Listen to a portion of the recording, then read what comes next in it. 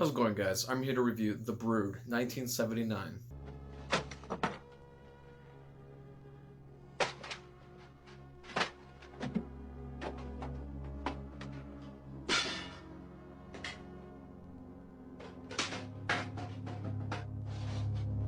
The Brood is a body horror film that is directed by David Cronenberg. David Cronenberg made other films such as Videodrome and the remake of The Fly.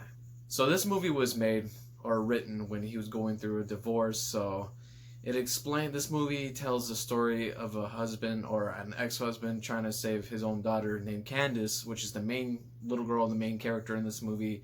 He's trying to save his daughter from her and her own mother and his ex-wife because she's going through like a ectoplasmic therapy, which is run by Hal. Hal is like a mad doctor, and Hal is played by Oliver Reed. Oliver Reed was from a Hammer horror film, the Curse of the Werewolf.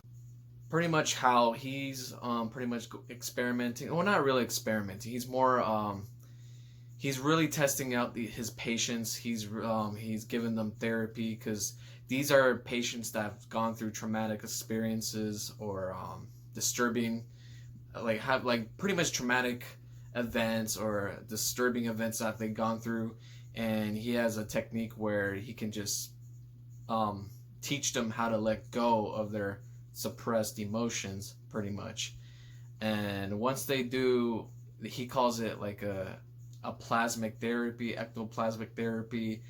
It pretty much is like, it's kind of weird. I don't know why it happens. I've done a little bit of research on that, but I guess I don't know if it's real or not. But as soon as they let all their emotions go or their anger, pretty much they start to deform or like it's just, this movie is a definition of body horror, pretty much. Like they start deforming or they get little bubbles on their throats or like, it's disgusting. I don't know how to explain it. Waiting to strike.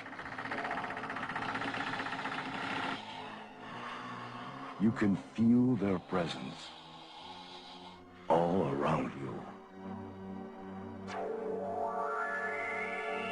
So another main character named Frank, he is the father of Candace. He's the ex-husband of Nola. Nola's pretty much the crazy mother that she's so crazy that she's willing to abuse and try to kill her own daughter so that way her daughter wouldn't have to go with the husband, pretty much. So that's, yeah. And the mom's so crazy to the point where, like I said, with the plasmic therapy or whatever, the rage that she's suppressing, it releases it, and like I said, it deforms her body. But yet, in the same time, she's like hatching, or like not hatching. What I can say, she's bringing new life to deformed like dwarves. So technically, these little kids, these deformed kids, these deformed dwarves, these are like her children, pretty much. And then they don't have belly buttons because they weren't born normally. This movie it's like body horror mixed with science fiction in a way. So they don't have a belly button, so they weren't born like typically normal. They were just like swooped out, like, I don't know. It's disgusting to say. I don't want to describe it. So if you guys watch the movie, and especially the ending, you'll see for yourself how she does it, like how she gives life to these dwarves. But it's just disgusting to describe it, so I don't want to say it. The dwarves and Nola, which is the mother, they're conscious. I don't know how to pronounce the word, but they're conscious. Yes, their mentality, like pretty much their minds, they're connected mentally, pretty much. So if she dies, the dwarves die. If the dwarf gets hurt, I guess she gets hurt too. So they're like connected, like spiritually and mentally in a way. But she sends out the dwarves to kill like her ex-husband's like friends, or for example, it could be Candace's teacher, the mother's mother, which is the grandmother, and the grandfather, because Nola, which is the mother, like I said, she was abused by her mother too as well, and the grandfather didn't do anything. So that's why she's sending these dwarf kids to go after the grandparents and to go after Candace's school teacher and to the ex-husband and to her own daughter Candace herself. So her rage got the best of her and just killing everyone and turning her into a monster, literally, pretty much. And Oliver Reed's just like, or his character's name is Hal, which is the Mad Doctor. He's just like, So that's pretty much the plot in a nutshell. What did I think of this movie? This movie is actually pretty creepy. This movie is unique. This movie is kind of gross. It's kind of disgusting. This movie is intense. It's a classic. This is pretty much one of the tense 70s movies that I've seen. David Cronenberg, yes, he is one of well-known horror filmmakers. He's just well-known for like making body horror. Body horror is not my thing because sometimes it's disgusting. I don't like seeing that type of stuff, but he did good in this movie. This movie was really interesting. It wasn't as gross as I thought it would be, but like I said, that ending specifically, it was a little bit gross. And The Fly, everybody loves The Fly, the remake, I mean the 1986 remake. Everybody loves The Fly and everybody doesn't like The Fly because it's gross, but I actually enjoyed it because to me it wasn't that gross. Okay, it was pretty gross, but it wasn't that gross. I've seen worse, like movies like Cabin Fever or Eli Roth's Cabin Fever. That movie gives me the chills. That grosses me out. Or have you come this close to the edge of terror? Never before have you faced anything so strange and sinister, so bizarre and unnerving.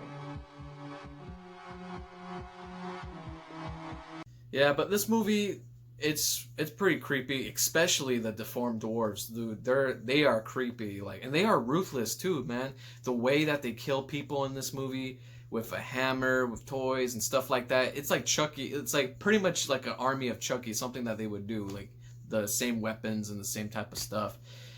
Most likely the hammer, but I'm just like, ugh. It's just the way they do it though. It looks so realistic. It looks intense.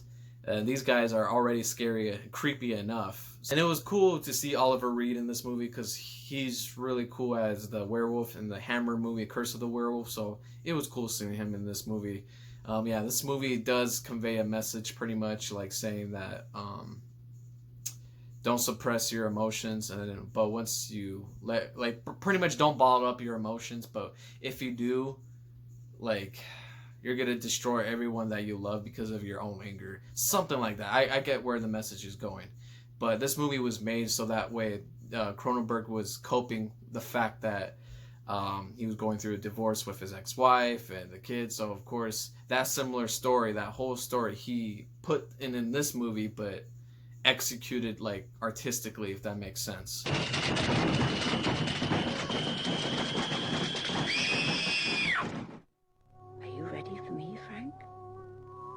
I seem to be a very special person now. I'm in the middle of a strange adventure. So if I had to give this movie out of 10, I would give this movie an 8 out of 10. This movie was actually suspenseful. It was creepy, gory, a true classic gem. If you guys haven't seen it, I highly recommend it. It's a classic. And I haven't seen, like, this was my first time watching it, and I'm just like, damn, how come I didn't watch this before? So it's a classic.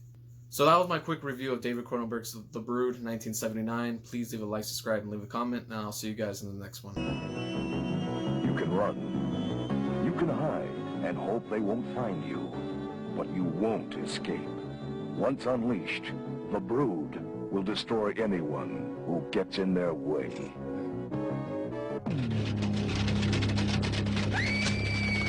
David Cronenberg's ultimate experience in inner terror. Starring Oliver Reed and Samantha Eggar. The Brood. They're waiting.